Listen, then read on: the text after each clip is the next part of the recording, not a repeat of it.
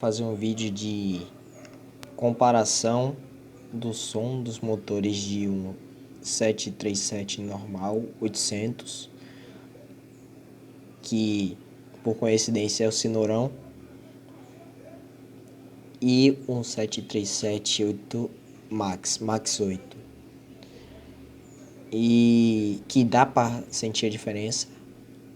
E para o canal não ficar muito parado, vou só fazer esse vídeo só para não ter conteúdo para gravar.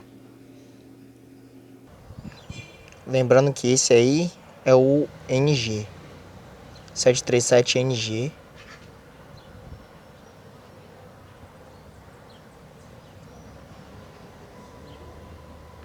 O Max vem depois.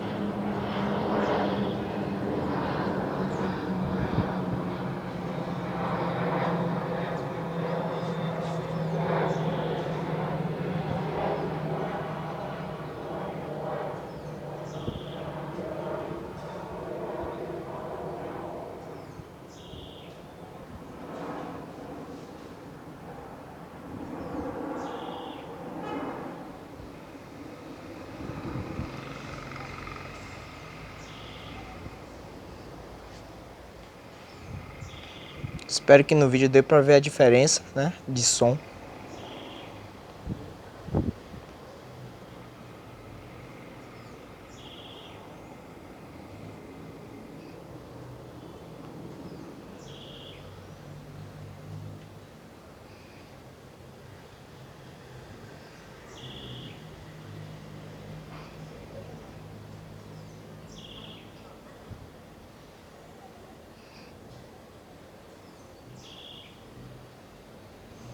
Agora eu vou dar um corte e mostrar aonde está no mapa o 737 Max.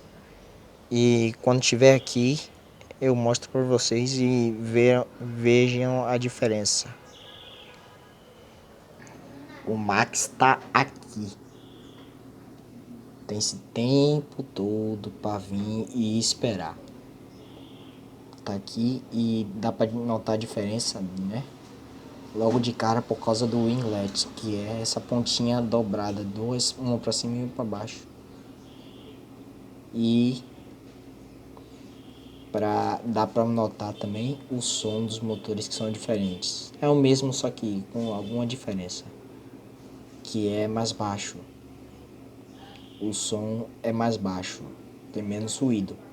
E espero que no vídeo dê para perceber isso, né?